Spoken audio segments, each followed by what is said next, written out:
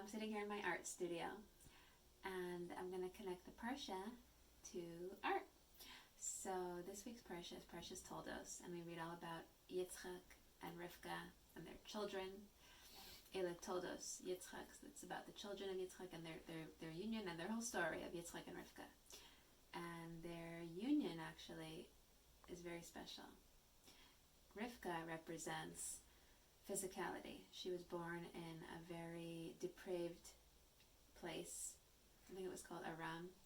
And she was born to Besuel, and her brother was Lavan. They were very low people. She was called a rose amongst thorns because she was from a very place, and she was able to be a rose even amongst thorns. Okay, Yitzchak, on the other hand, came from very high spiritual parents, Abraham and Sarah. He was on such a high level that he was even fit to be a karban. As we see, he was almost sacrificed. And basically, Hashem wanted this union.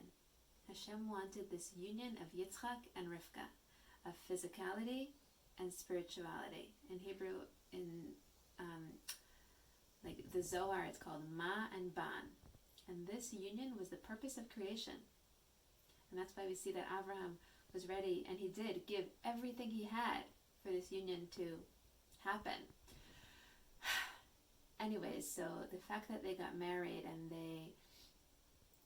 their whole journey together really teaches us such a lesson of the importance, and it began the journey of us fusing physicality and spirituality. It's easy for somebody to just be physical, like just be working, just be making money, just be involved in the world. And it's easy for someone to be, on the other hand, very spiritual, just sitting on the mountain all day praying or meditating.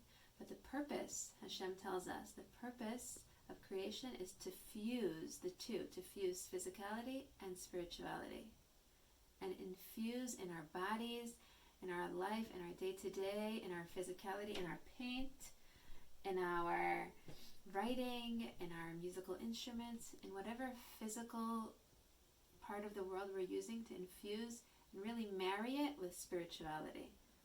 And that's really my goal with my art, to take spiritual ideas and infuse them and paint them and express them in bright colors and beautiful things that you can hang on your wall and make your house more beautiful. It's, to me, like a beautiful way to fuse physicality and spirituality and continue this journey that began with Yitzchak and Rivka. And I invite you this week to see how you can do the same, how you can fuse physicality and spirituality and continue towards this path that began, which is going to be culminated with the coming of Mashiach.